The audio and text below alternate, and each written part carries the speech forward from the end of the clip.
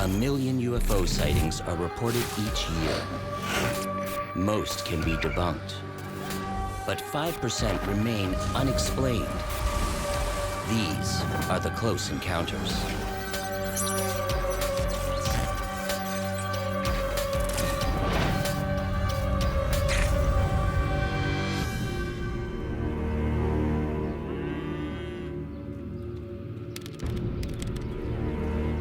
Veteran farmhand George Blackwell is in charge of a 600-acre cattle station in the dry Australian outback.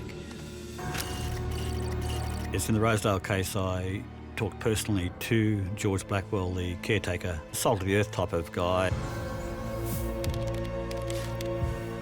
George had been doing this caretaker role for quite a number of years and was a trusted employee, a very substantial character. George, bunch of cattle rustlers been poking around again. George Blackwell's responsibilities on the ranch or the property were making sure that the cattle and livestock were secured. I'll be up if there's trouble. Right. Cattle rustling is something that seems quite foreign to the modern era, but it's a problem that's still alive today. In Australia, high-tech rustlers use anything from tractor-trailers to cargo planes to steal cattle. There hadn't been an occurrence on that property, but the caretaker was kind of aware and sensitive to disturbances, making sure that he was responsive to anything that might have gone down, on a particular evening.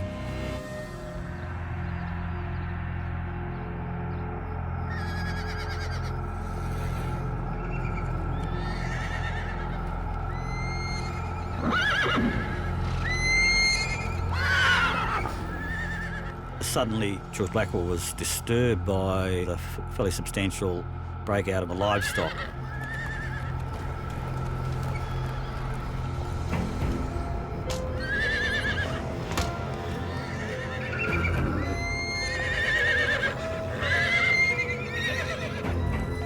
Blackwell notices the prized mare is extremely spooked.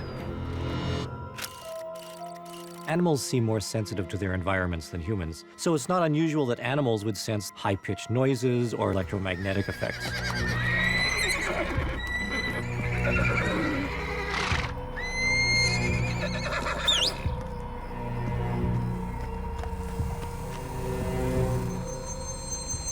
Then, George sees something in the distance.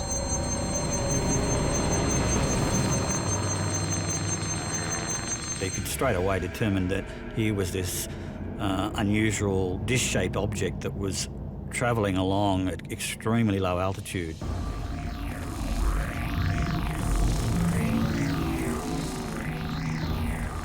He at first sort of thought, well, it must be some sort of aircraft.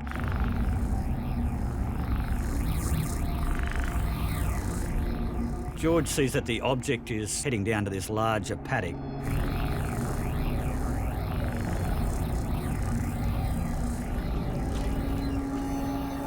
Bearing in mind that there had been some local instances of livestock theft, he obviously was obliged to investigate it.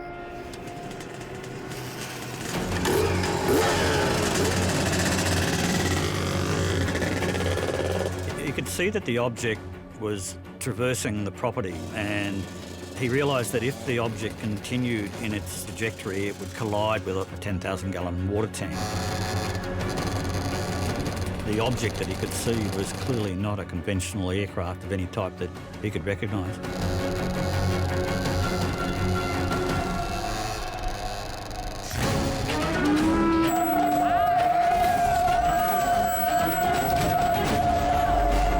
What George confronted was a really strange object.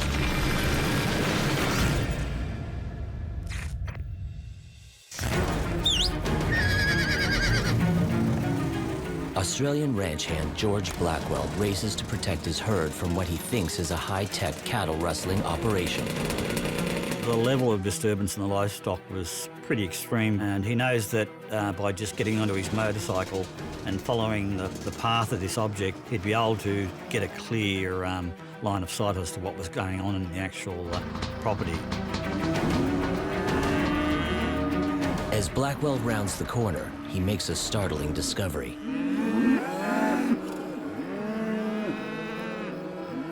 He's met with one cow just obviously in a highly distressed state, frothing from the mouth. He just wanted to get out.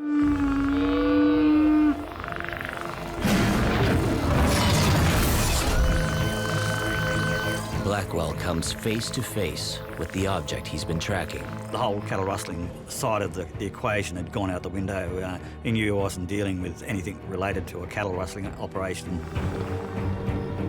Blackwell moves in for a closer look. The object had moved down and actually appeared to come to rest on top of the water tank.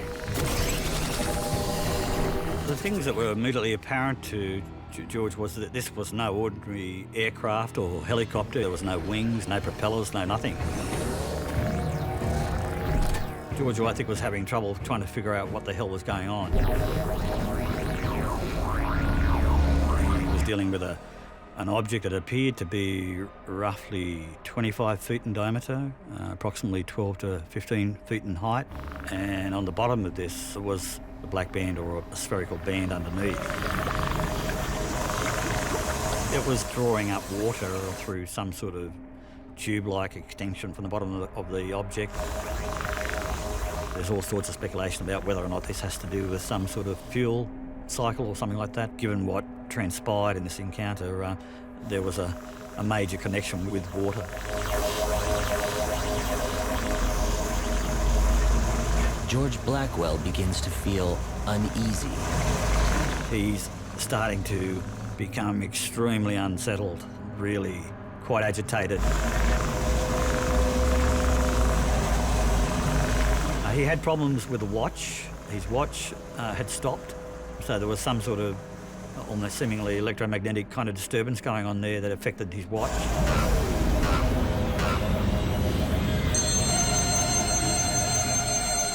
The object suddenly emits a high-pitched squeal. The fact that the object was creating such a noise and a trembling certainly would make you physically tremble as well.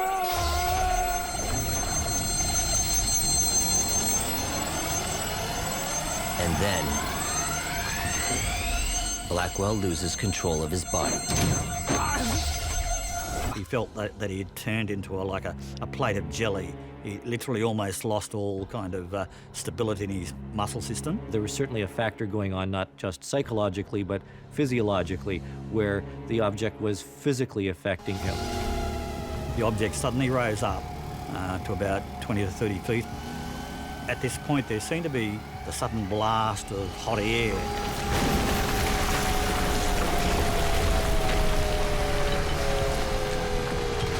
As it pulls away from the water tower, the object releases debris.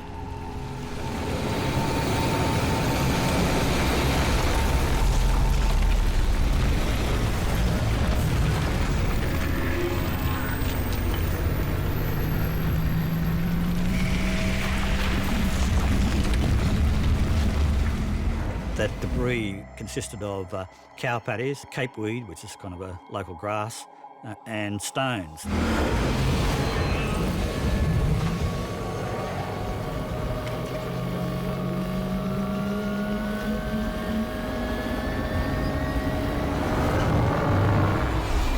It continued off into the distance and kept going until it was out of sight. And here's poor George, totally stunned, standing at the side in the dark with this extraordinary event that had just played out.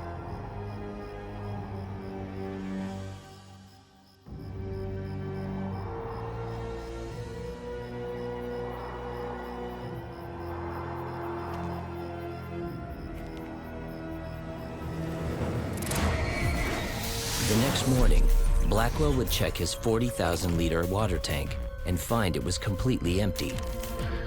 Investigators would learn the night before the incident, a neighbor saw a bright, colorful object in the sky around the same time as George Blackwell's sighting. Soon after the incident, Blackwell complains of vomiting, diarrhea, and severe headaches, symptoms suggesting exposure to radiation. But soil samples gathered at the site reveal no evidence of unnatural contamination. There are very few cases. Je vous en prie, madame. where a witness has come within 1 meter of an object. Descendez dans mon jardin ici. This makes this one of the most unusual cases in UFO history.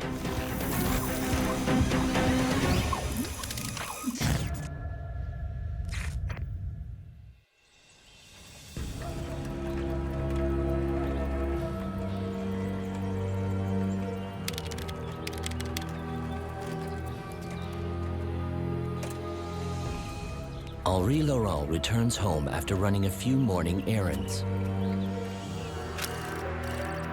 Mr. Henri was a 30-year-old man, married with a good job as a biochemist in a university laboratory.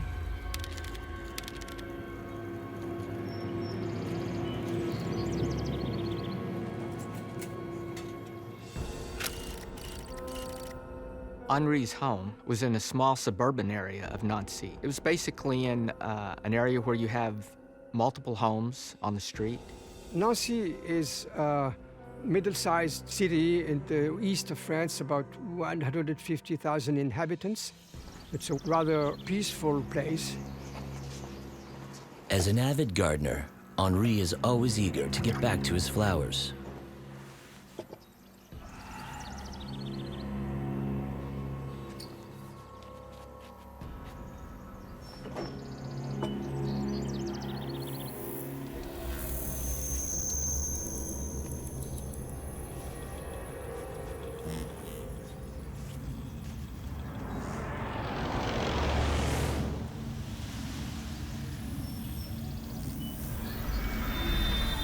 And suddenly he noticed what he thought was a plane crossing the sky. It was rather shiny, and it had a very good view of it.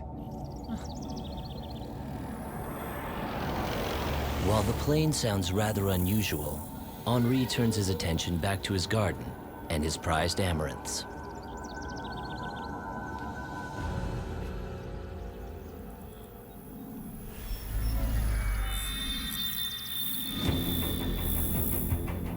But he's quickly drawn back to the skies.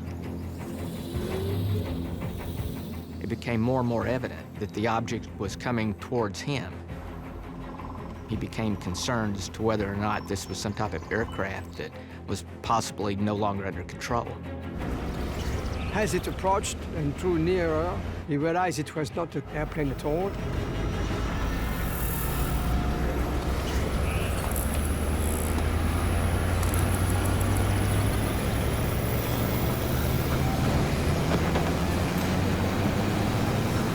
His first thought, of course, is concern for himself and for his property.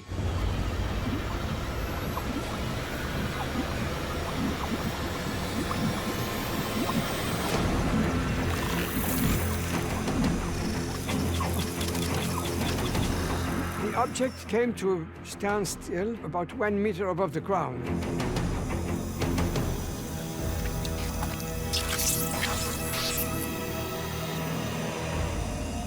I'm not aware that Henri had any feeling that this object was targeting him, but he did have to take that into account as a possibility. It was a completely strange, incredible sight.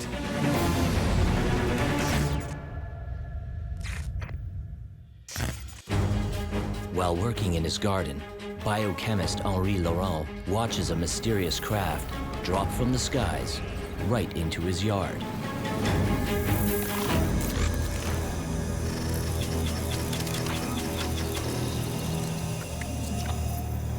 After a few minutes, Henri's scientific mind takes over. His emotional state was basically one of curiosity and trying to understand exactly what it was that he was witnessing.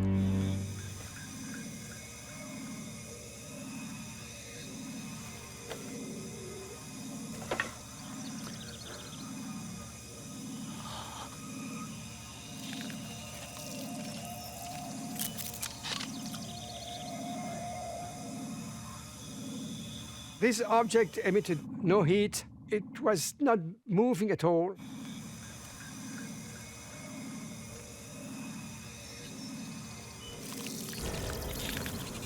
Henri began to observe this object from several different vantage points.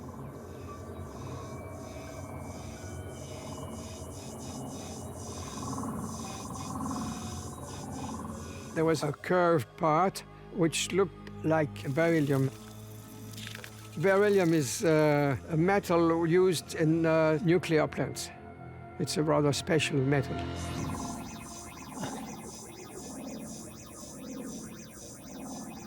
Henri is tempted to touch the craft, but holds back. He fears it could be electrified. It was a completely strange, incredible sight. One of the first thoughts for any research scientist was, let me document what I'm looking at. He went back to his house to grab his camera and take a picture.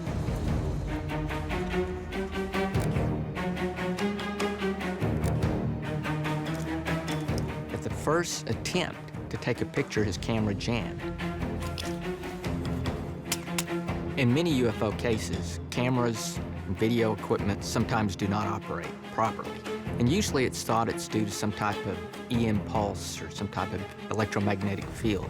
But in the case of Henri, we know that his camera was a standard camera which he had been having problems with. So we believe this was a failure actually due to the mechanics of his camera itself.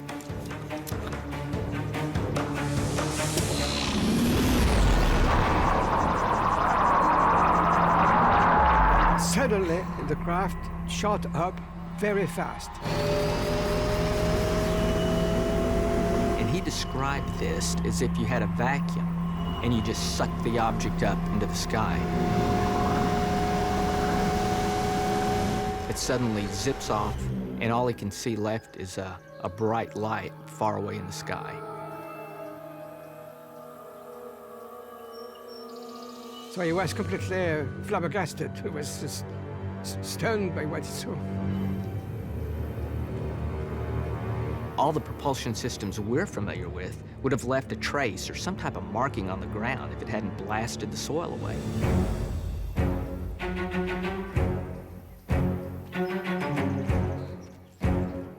But his precious garden has been strangely affected. He notices that some of his amaranth plants have appeared to begin to wilt. Those plants closest to the craft looked like they had been heated and dried, which looked like maybe electromagnetic effect. And so now he realizes there is some trace indication of this craft in his garden. Hello? Oui, police? He immediately calls the gendarmerie and reported what had just occurred. There was a lot at stake for Henri to make such a report. Je vous en prie, madame. Je suis sûr, je vous en prie. Heureux de la montagne en deux. Merci, merci beaucoup, au revoir. The gendarmerie in France take all UFO reports seriously. You can be arrested by the gendarmerie for a false report. The gendarme took samples of the plants.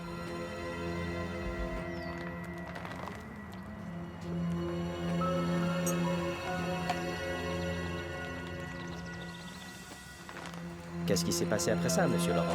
Bon, je vous dis, je travaillais ici, dans mon jardin comme d'habitude, et tout à coup, ces trucs descendaient dans mon jardin ici. They also took samples of the grass at various distances from the position of the craft. Mais voyez les fleurs, ils sont tous brûlés, tous les fleurs sont brûlées là.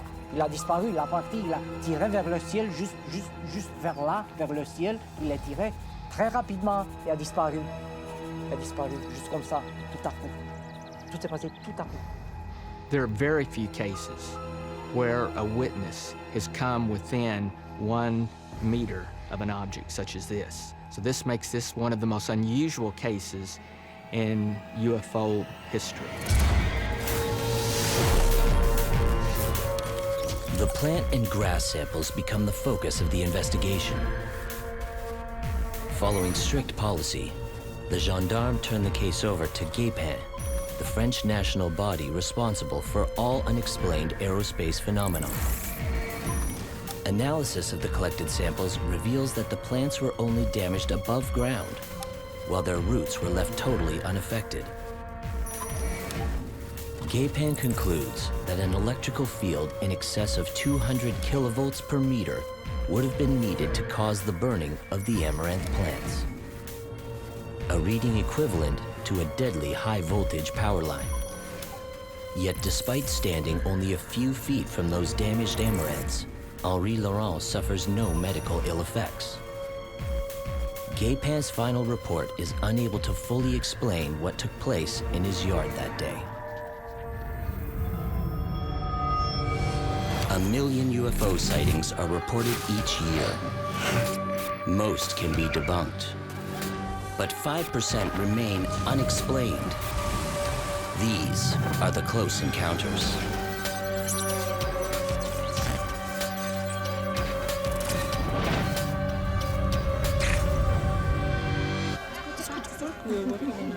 Yes, yes. Oh, hello. Renata.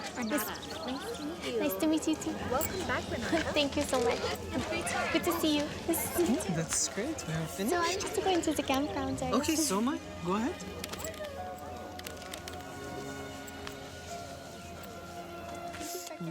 Every summer, thousands of Christian youth like Francois Tantot and Renata Fa gather in central France for a week of prayer and Bible study. Yes, I work out all the time.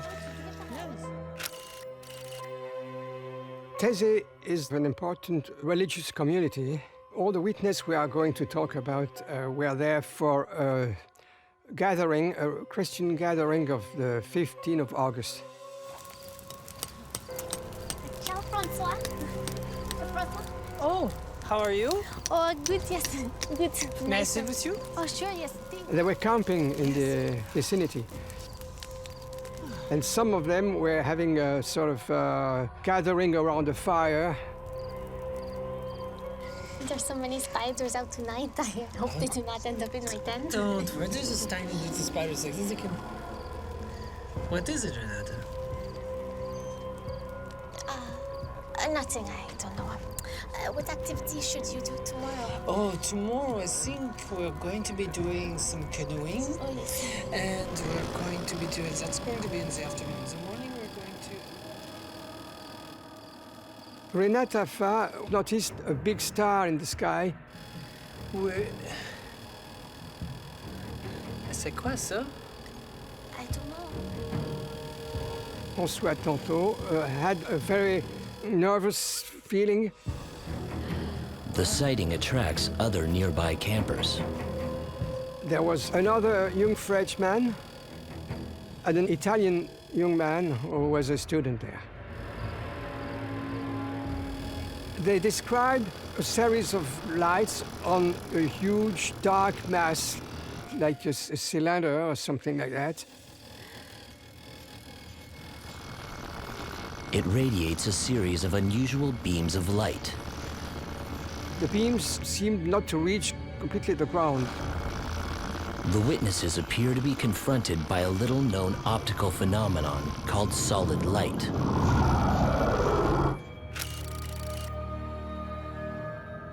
Solid light cases involve the projection of light in a column of light, like the lightsabers that are used in the Star Wars movies. Scientifically, it's completely impossible. Nobody knows how to do that today. And yet here we have this kind of tubular light.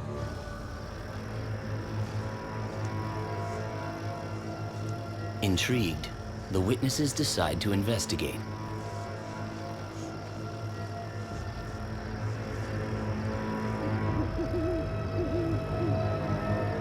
But only a few hundred meters from the campsite, they literally hit a wall. They became aware of what appeared to be like a hedge between them and this unusual object. A hedge that wasn't there when they passed through the area earlier that day. What we would find later on was that investigators determined that there was no such hedge at that location in the valley. It seemed that the edge was there to prevent them from coming too close. At that point, they start to become very concerned that something quite strange is going on. Francois Tentot goes in for a closer look.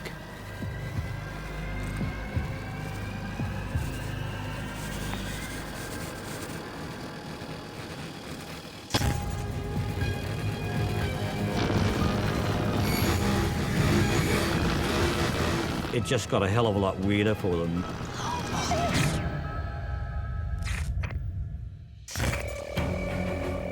A group of young Christian pilgrims notice a strange object in the distance. When they try to get closer, their path is blocked by a giant hedge that seems to have come out of nowhere. There was no such hedge at that location in the valley.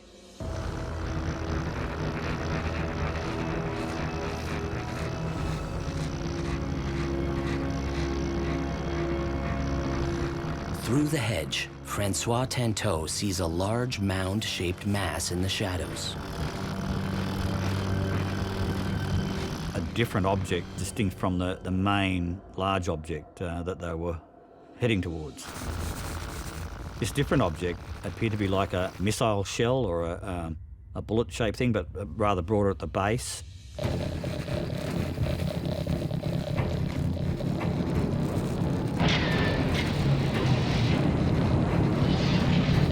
Suddenly, the object becomes fully illuminated, and it's enormous.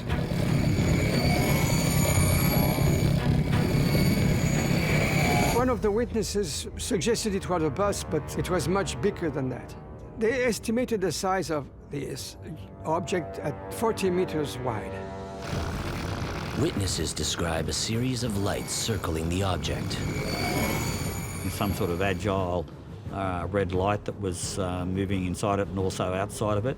They were like discs.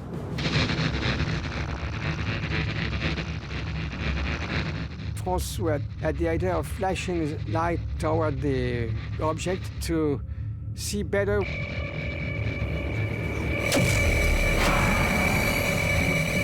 But the flashlight beam starts behaving very strangely. It bends and is projected upwards and again behaves in a way similar to a Star Wars lightsaber effect where it suddenly becomes a column of light.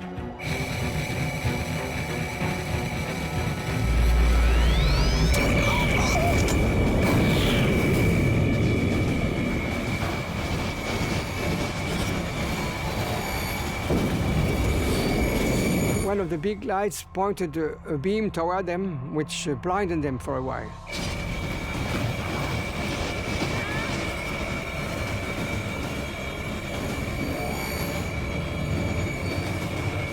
Some of them reported tingling, almost like a pins and needle effect. That has occurred in a number of different solid light cases, but quite often the effects can be more dramatic, even to the point of paralysis.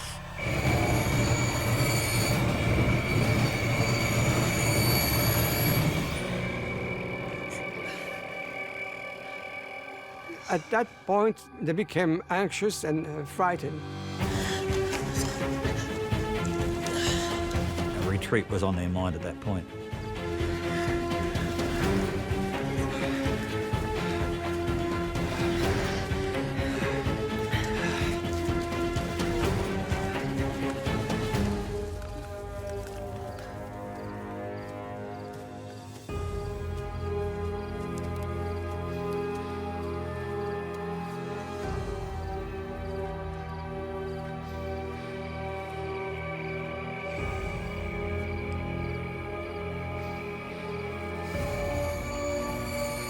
Back at the campsite, they see the same object that originally caught their attention.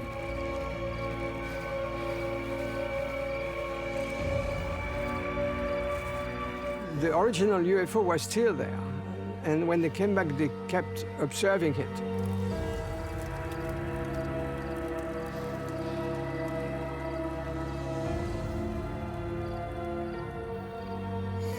Back at the site, the campers are drawn once again to the skies.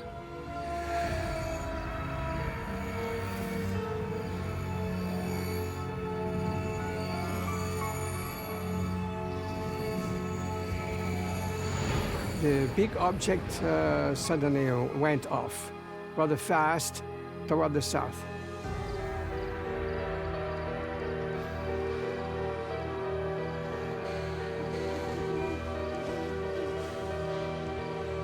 In the morning, they went back to the field, and there was nothing left. No object, no fence, nothing.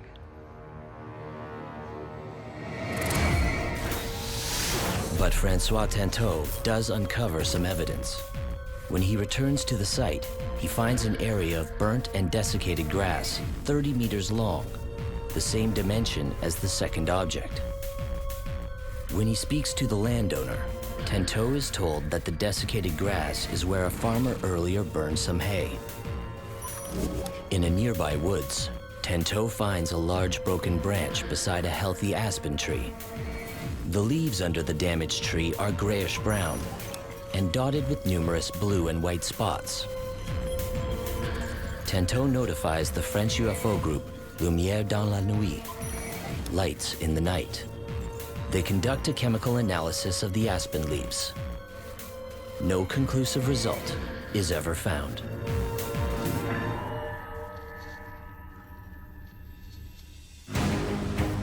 They actually decide to follow this thing. Tu crois? Oh, c'est quoi ça? Mon Dieu! They think, is it a helicopter? What's going on?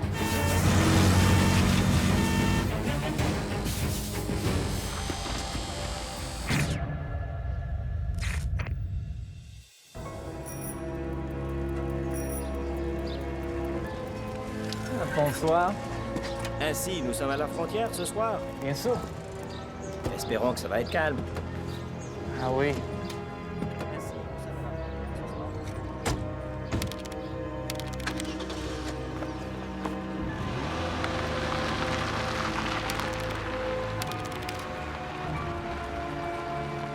Federal Belgian policemen Heinrich Nickel and Hubert von Montigny begin their evening shift. The night is clear, with excellent visibility. They were on patrol very near the German border, just a few kilometers from the German border, around a small town called Eupen in Belgium.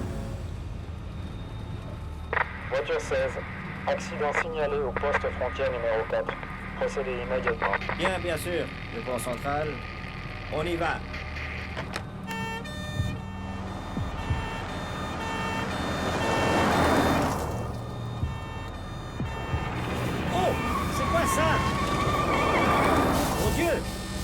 At exactly 5:15 p.m., the officers see a large empty field flooded with bright lights. Suddenly, there was this light over this field. It was almost like they were approaching a sports arena or something. And they're beginning to think, what is this? What is causing this bright light? And they look around for something. They think, is it a helicopter? They don't have gigantic spotlights that can light up a whole field.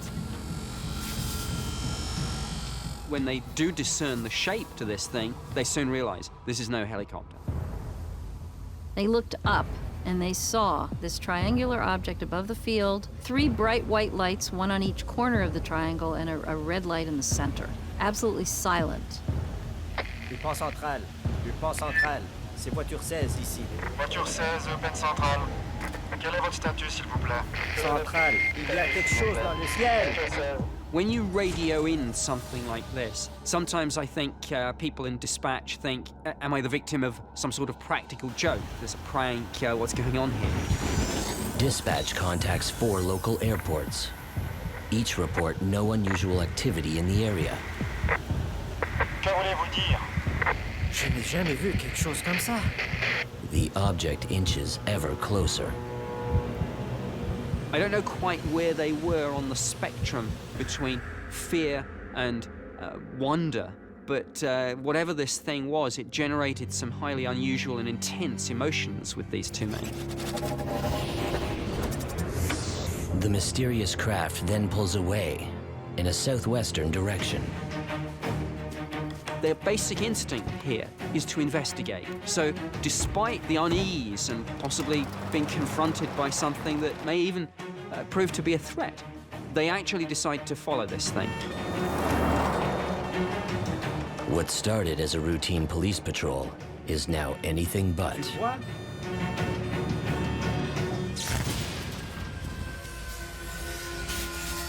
It's clear to them, whatever they've encountered is highly unusual.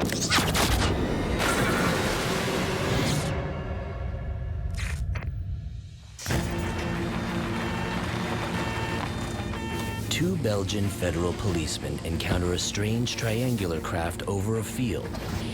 When it moves away, they chase it down, determined to find out what it is.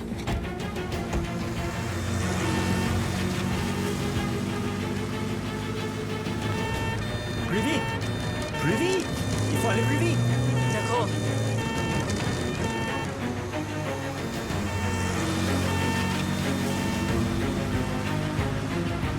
It was almost like it was gliding over the land. It moved slowly enough that they could follow it in their car. It didn't zoom off like you have in many other cases. In of itself, this slow speed is interesting and unusual. If you're confronted with an aircraft, you would expect this thing to be traveling at several hundred miles an hour.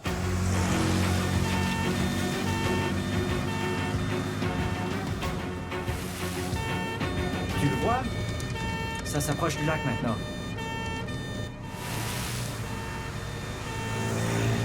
They followed the object to a lake right outside of town.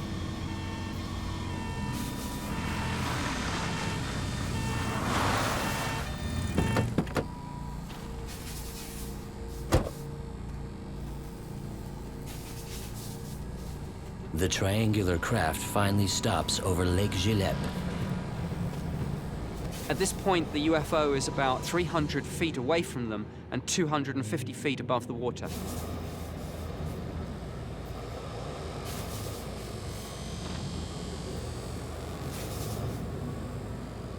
It's now been about an hour since they first saw this. UFO sightings are often very fleeting, but here, to have one for such a long time is significant. There was a sense of anticipation. They felt that something was going to happen. And sure enough,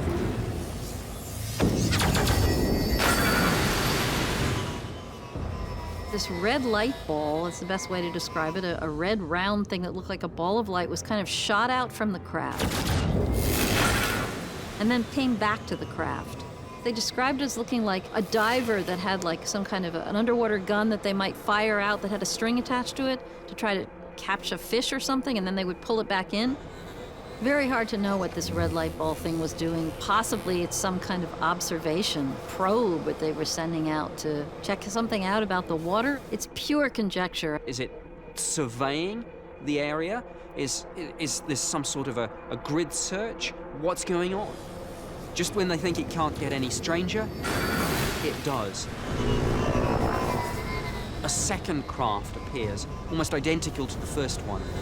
The second craft comes in on a tilted angle, exposing the upper side of the fuselage. They could see a dome on the top and what looked to them like windows. The moment you talk about windows, you're dealing with the concept of, well, if there are windows, there are occupants. And at that point, it tilts. It almost nods at the witnesses. They describe it like it wants to be seen. It wants them to see it. It's almost acknowledging their presence.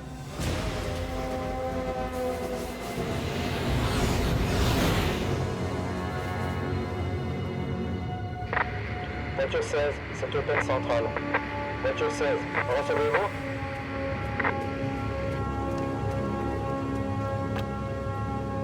Voiture 16, allez-y. Voiture 16, sachez que nous avons une autre localisation. Cette fois, dans la zone Henri-Chapelle. Throughout the night, calls keep coming in for similar sightings across the region. Voiture 16, nous venons de recevoir un troisième et quatrième rapport de policiers dans d'autres régions. On y va. By the time the evening was over, there had been hundreds of witnesses to these events. That first night alone, there were estimated about 1,500 witnesses. These sightings became known as the Belgian wave. Now, a wave is a term used to describe an event where there's not just one sighting or a couple, but sightings coming in from a wide variety of locations that are perceived to be linked in some way.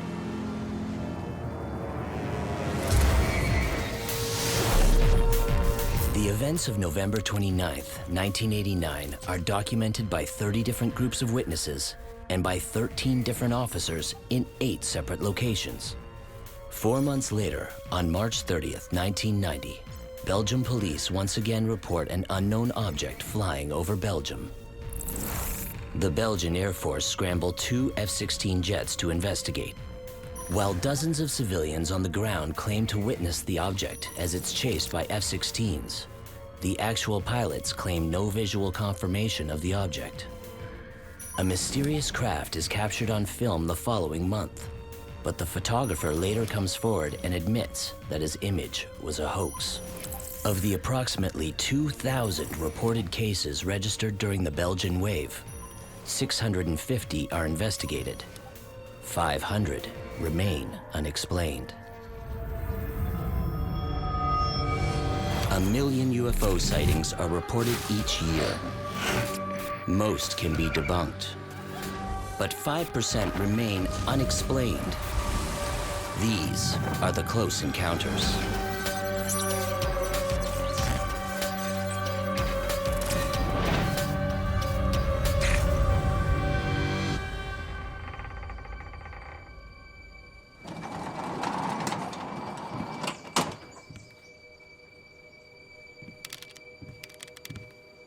Edwin Fuhr is a hard-working Saskatchewan farmer.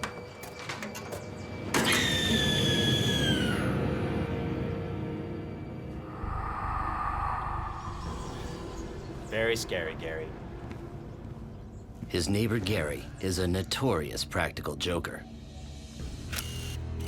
Edwin Fuhr was a farmer. Farmers get to know one another and they're very familiar with one another. They help each other out. And he and his neighbor would sometimes pull some practical jokes on one another. Edwin? Today is Sunday, and for Edwin Fuhr's wife, Sunday is serious business. You're gonna be late for church. Looking like rain. Suit yourself.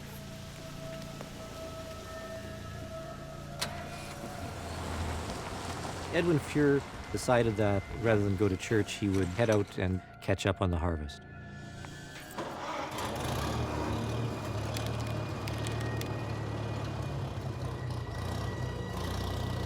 Edwin Fuhr had been farming in the same area with his family, sharing in the operations for quite some time. It's very common for entire families to continue the tradition of farming a particular patch of land for many generations.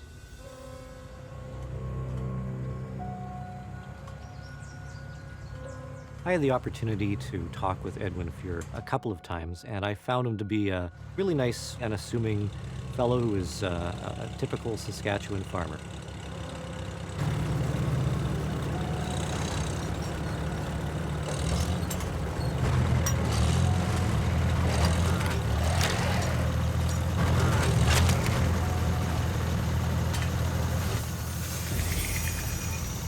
He notices, not too far away from him, just off the side of the field, something glinting in the sun.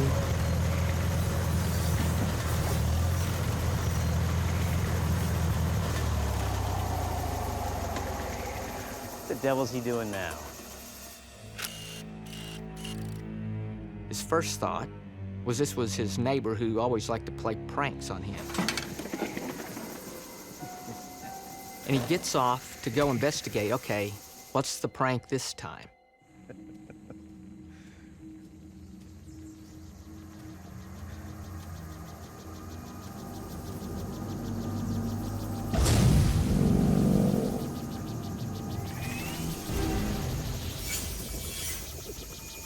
But as he got closer, he saw that this thing was spinning. Sees a metal object that's spinning at a high rate of speed.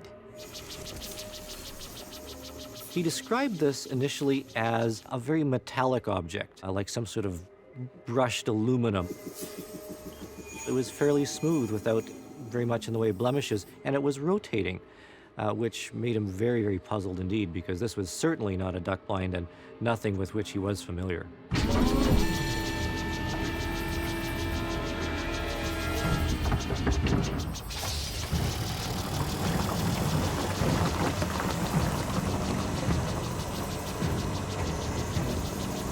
And he could also see that there was some sort of pipe or rod sticking out.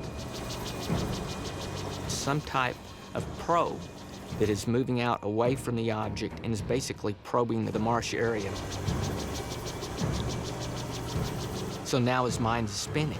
What is it exactly? Is this real? Am I imagining things? What should I do? He realizes he's also isolated. There's no one else around. He's all by himself.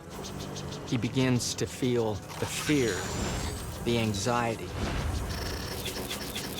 the desire to escape and to run.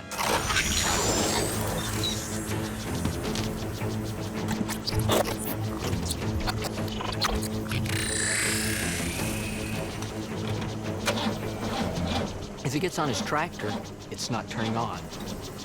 It's like in the old science fiction movies. He tries to put his key in and turn the key, but nothing happens. He doesn't know, is it because of the object or is it just because of his fear?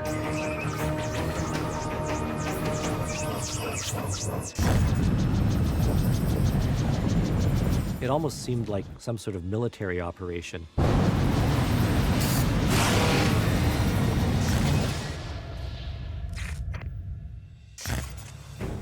While working his land, prairie farmer Edwin Fuhrer finds a strange spinning object. It appears to be siphoning water from his marsh. It is curious that in some cases the UFOs themselves are in contact with the water, either entering the water or perhaps there's a water tower or a marsh or something like that that the UFO seems to be attracted to. The object in the water rises up. And that's when Edwin notices something even more spectacular.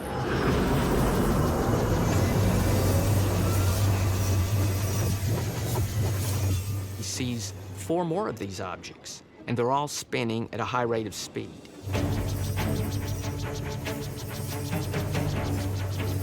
To have 5 observed at one time is really quite unique.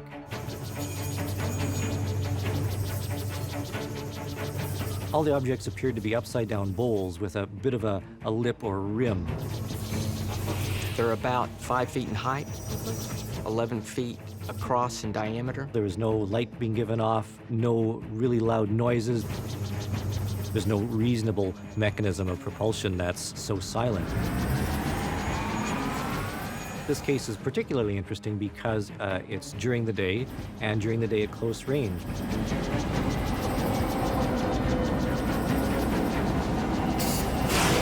One of the objects rose into the air with a little puff of a gas or smoke of some sort. The remaining 4 objects begin to vibrate.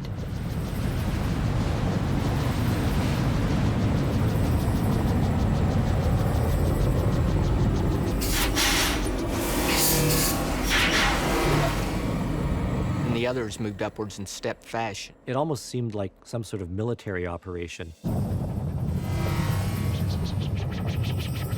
All 5 objects were about 200 feet in altitude, and there they remained for 1 to 2 minutes. Edwin remains as well, captivated by the air show.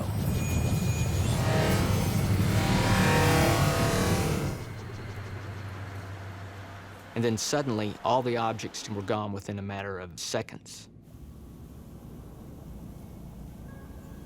He doesn't know what this is. He doesn't know what to think.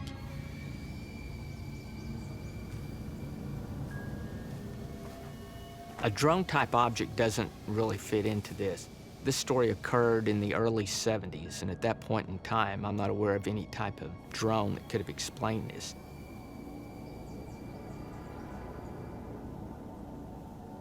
Edwin notices something up ahead.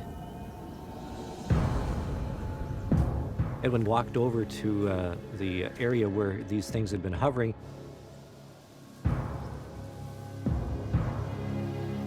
He discovered that the grass had been laid down and swirled. Almost every one of the areas he saw was the same size and diameter. If this had been a normal type of aircraft that we're familiar with, any object capable of doing that would have probably been rocket-propelled or powered, and the grass underneath would have been charred. There was no burn marks. There was nothing other than just the physical movement that this object had done to the grass. What's interesting about this case is that it may be the first example of what would later become crop circles. In most of your crop circles, all of a sudden a farmer wakes up in the morning and there's this elaborate, intricate crop circle that has been put into his field. And in this particular case, we have a farmer who actually observes this unidentified flying object as the circle is being created. And it was basically a flattening of the grass. But we have to be careful here because most crop circles are now thought to be hoaxes. And in this case, we have a witness who saw objects create the swirled patches in the grass. In crop circle cases, no such objects are normally seen. The crop circles become central to a follow-up investigation.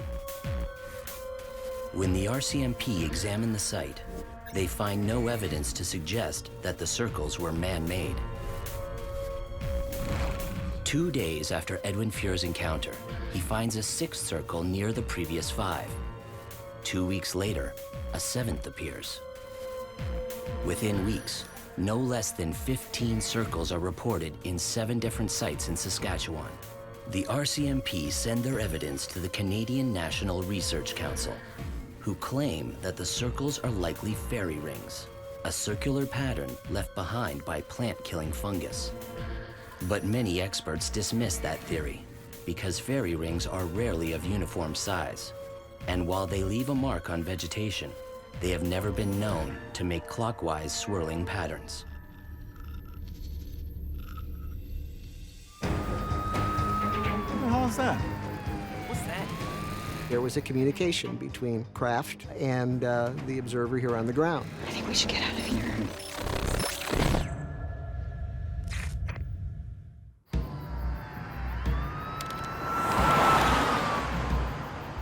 Be advised, Chief. Local law enforcement's already on the scene. Rendezvous on Chester Street. Roger that. ETA 2 minutes.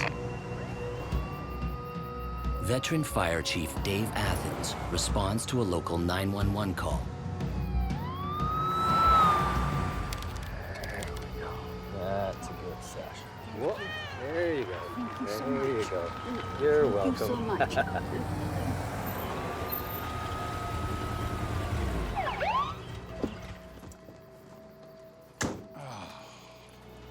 Just checked with the homeowner, Chief.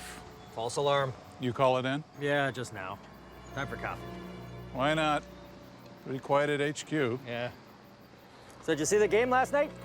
No, I was working. Yeah. Danbury is a small, quiet town on the border of Connecticut and New York State, some 30 kilometers from the Hudson River. The area of Hudson Valley consists of upstate New York. It's a fairly affluent area, very well-educated group of individuals, business professionals that occupy and live in that area. Walk-off homer, bottom of the ninth. Those kids never quit. What the hell is that?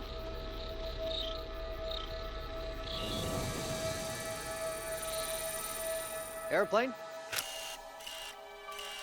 Dave Athens saw a series of multicolored lights, very odd kind of lights, in the sky, flashing. Even though we're dealing with upstate New York, we still have a lot of air traffic due to the close proximity of New York City.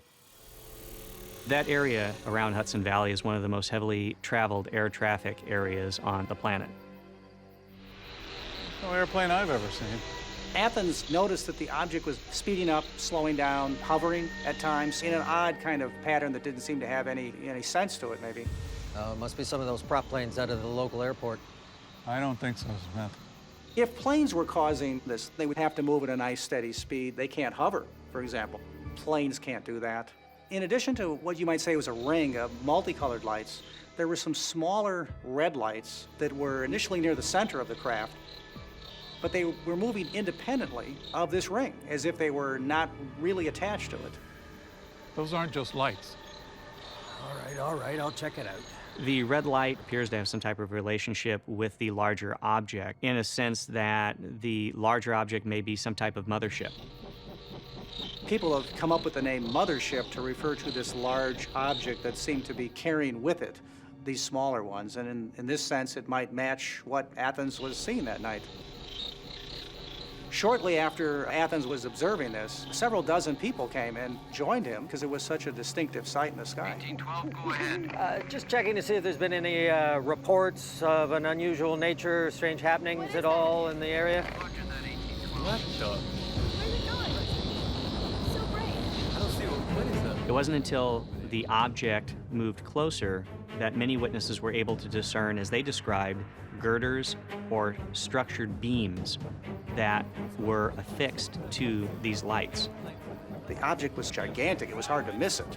People wondered, is this thing going to come down further? And if it does, what's going to happen?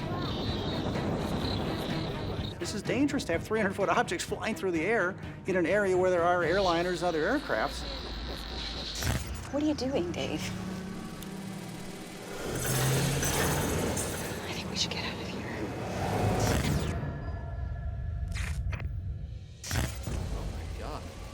In Danbury, Connecticut, a growing crowd witnesses a bizarre boomerang-shaped craft hovering less than 500 meters above. The witnesses described an unsettling feeling that they were being observed.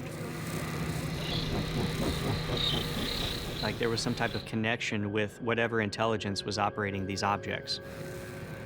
They felt a slight paranoia, a repressed nervousness, you might say. Nothing to worry about, folks. Just some small planes flying in formation. That's bull, and you know it. Dave Athens was having the same reaction and the same attitude toward UFOs that happens to almost every witness that sees something they can't explain, and that is they know it's real. They know they saw something unexplained, and somebody else can't convince them otherwise. Especially since this is not Dave Athens' first encounter. It's so good. Yeah, this is a good place to be. In March of the same year, he'd had a visual sighting with his girlfriend in New Salem, Connecticut, just a few miles to the south. Oh, what a beautiful night. What's that? In that particular episode, a ring of lights, basically multicolored in nature, approached them and actually circled around literally in front of them. No, really, what is that? If a 300-foot object can creep up on you, that's what it did. I don't like that. What the hell is that?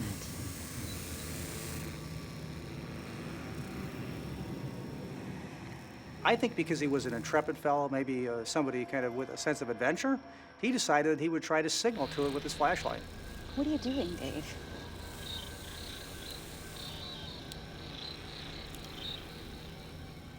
He used combinations of 3 flashes.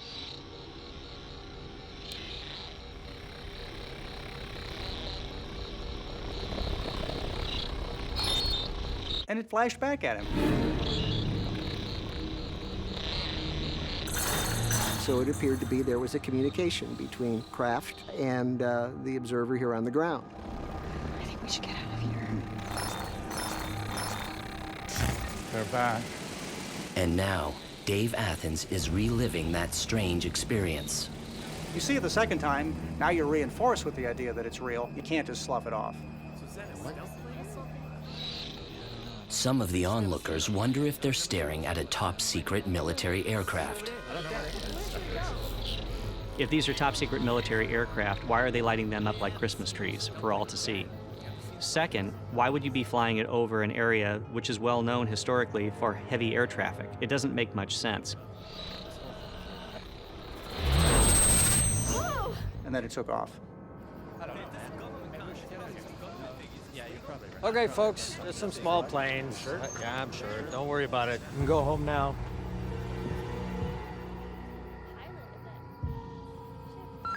Chief Atkins, this is ladder 212. Do you copy? Go ahead, 212. Chief, we got a one-alarm fire on Maple Street. It's under control, but there's some strange lights in the sky.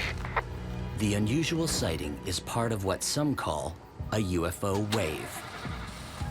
In the UFO world, when we refer to a wave or flap of sightings, it essentially involves a large volume of eyewitness reports in a fairly localized area. In this particular case, between the years of 1983 and 1986 over the Hudson Valley area, an estimated 5,000 reports were documented involving large, unidentified objects.